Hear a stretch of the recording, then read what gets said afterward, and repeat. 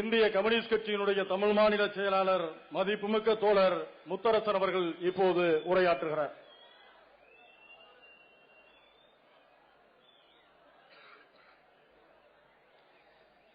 மக்கள் நல கூட்டணியின் சார்பில் மதுரை மாநகரில் நடைபெற்றுக் கொண்டிருக்கிற இந்த மாபெரும் அரசியல் எழுச்சி மாநாட்டிற்கு தலைமை தாங்கி சிறப்பு நடத்திக் கொண்டிருக்கக்கூடிய மறுமலர்ச்சி திராவிட முன்னேற்ற கழகத்தினுடைய பொதுச் செயலாளர், மக்கள் நல கூட்டணியுடைய ஒருங்கிணைப்பாளர் பெருமதிப்பிற்குரிய அண்ணன் வைகோ அவர்களே, தமிழ்நாட்டில் நாம் மேற்கொண்டிருக்கிற இந்த அரசியல் நிலைப்பாட்டை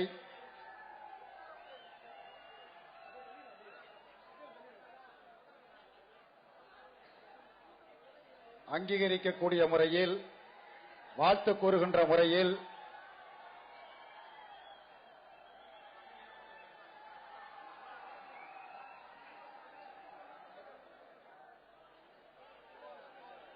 அகில இந்திய அளவில் அங்கீகரிக்க வருகின்றிருக்கக்கூடிய மார்க்சிஸ்ட் கட்சியினுடைய பொதுச் செயலாளர் பெருமதிப்பிற்கும் மரியாதைக்கும் உரிய தோழர் சீதாராம் யெச்சூரி அவர்களே, இந்திய கம்யூனிஸ்ட் கட்சியினுடைய பொதுச் செயலாளர் மதிப்புமிக்க தோழர் சுதாகர் ரெட்டி அவர்களே, இந்திய கம்யூனிஸ்ட் கட்சியினுடைய தேசிய செயலாளர் மதிப்புமிக்க தோழர் டி ராஜா அவர்களே, மார்க்சிஸ்ட் கட்சியினுடைய மாநில செயலாளர் அன்பிற்குரிய தோழர் ஜி ராமகிருஷ்ணன் அவர்களே, விடுதலை சிறுத்தைகள் கட்சியினுடைய பொதுச் செயலாளர்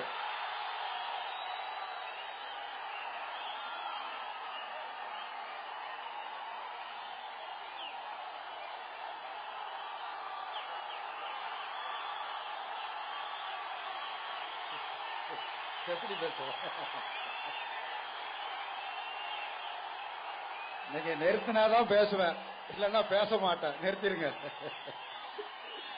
தோழர் திருமாவளவன் அவர்களே,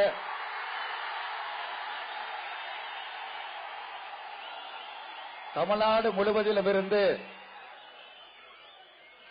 பல்லாயிரக்கணக்கில் இங்கே வருகை தந்திருக்கக்கூடிய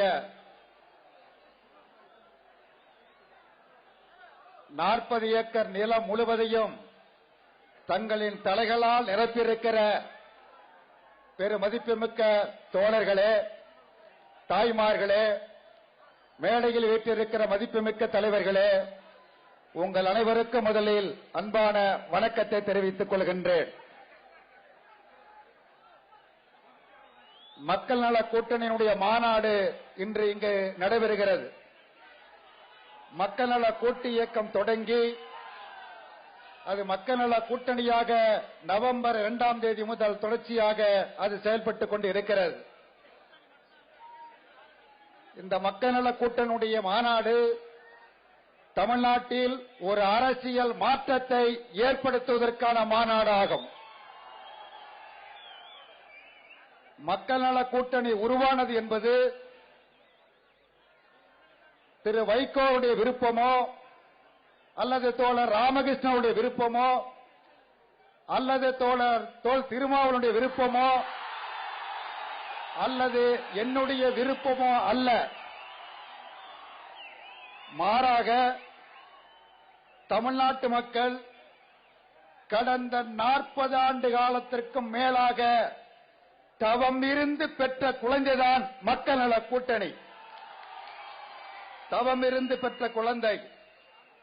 இந்த மாநாட்டை தொடக்கி வைத்த நமது மதிப்புமிக்க தலைவர் தோழர் RNK அவர்கள் குறிப்பிட்டார்கள். 1967க்கும் பிறகு, அண்ணாவின் மறைவிற்கு பிறகு, கலைஞர் முதலமைச்சர், அடுத்து இன்று வரையில் அதிமுக திமுக என்ற 2 கட்சிகள் மாறி மாறி ஆட்சி நடத்திக் கொண்டிருக்கிறது. ஒரு கட்சிக்கு பெயர் திராவிட முன்னேற்ற கழகம், மற்றொரு கட்சிக்கு பெயர் அனைத்து இந்திய அண்ணா திராவிட முன்னேற்ற கழகம். நம்முடைய தொண்டர்கள் அனைவரையும் கேட்டுக் கொள்கின்றேன், இன்றையிலிருந்து அந்த கட்சிகளுடைய பெயர் என்பது பர்சன்டேஜ் பார்ட்டி என்றுதான் நாம் அழைக்க வேண்டும். கமிஷன் வாங்குகிற கட்சிகள் பர்சன்டேஜ் பார்ட்டி. அது திமுக அல்ல, அது அண்ணா திமுக அல்ல. தங்களுடைய கொள்கைகள் அனைத்தையும் கைவிட்டு தமிழ்நாட்டில் அரசியலை வியாபாரமாக்கி சந்தையாக்கி ஒவ்வொன்றிலும் எவ்வளவு கமிஷன் வாங்கலாம், கொள்ளையடிக்கலாம் என்கிற நிலைப்பாட்டில் இரண்டு கட்சிகளும் வித்தியாசம் இல்லாத, வேறுபாடு இல்லாத கட்சிகளாக அந்த கட்சிகள் இருந்து கொண்டிருக்கின்றன. இங்கே தோழர் ஆரன்கே அவர்கள் ஆனமலையை குறிப்பிட்டார்கள். மேடைக்கு இடதுபுறமாக கம்பீரமாக நிற்கிற ஆனமலை, இந்த ஆனமலை நாம் இல்லாவிட்டால் அது நொறுங்கி இருந்த இடம் தெரியாமல் போயிருக்கும்.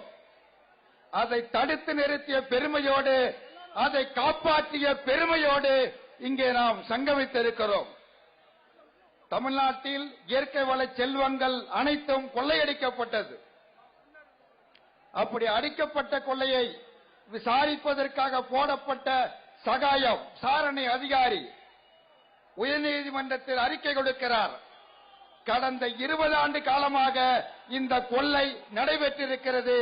அரசாங்கத்திற்கு வரவேண்டிய வருமானத்தை தனிப்பட்ட நபர்கள் கொள்ளையடித்திருக்கிறார்கள் என்று அறிக்கை கொடுத்துகிறார். 20 ஆண்டு என்று சொன்னால் அந்த 20 ஆண்டில் ஆண்டது யார்? திமுக, அண்ணா திமுக. இவர் போய் அவர், ரெண்டு கட்சிக்கும் எந்த வித்தியாசம் கிடையாது. ஒரே ஒரு வித்தியாசம், கலைஞர் கருணாநிதி வயதில் மூத்தவராக இருக்கிறார். செல்வி ஜெயலலிதா அவரோட வயது குறைவாக இருக்கிறார். இது ஒரு வித்தியாசம். அவர் வேஷ்டி கட்டியிருக்கிறார், இவர் புடவை கட்டியிருக்கிறார். இது ஒரு வித்தியாசம். இந்த வித்தியாசங்களை தவிர வேறு எந்த வித்தியாசங்களையும் இந்த இருவரிடம் இருந்து நாம் எதிர்பார்க்க முடியவில்லை. தமிழ்நாட்டு மக்கள் பார்க்க முடியவில்லை. ஆகவே தமிழ்நாட்டு மக்களுடைய ஒட்டுமொத்த குரல் என்பது திராவிட முன்னேற்ற கழகம், அண்ணா திராவிட முன்னேற்ற கழகம் அல்லாத, இந்த பர்சன்டேஜ் பார்ட்டி அல்லாத ஒரு மாற்றாட்சி வேண்டும் என்கிற விருப்பத்தை நிறைவேற்றக்கூடிய முறையில்தான் மக்கள் நல கூட்டு இயக்கம் தொடங்கி நவம்பர் 2ஆம் தேதி மக்கள் நல கூட்டணியாக மாறி ஏராளமான இயக்கங்களை நடத்தி வரப்போகிற சட்டமன்ற தேர்தலை இது சந்திக்க இருக்கிறது.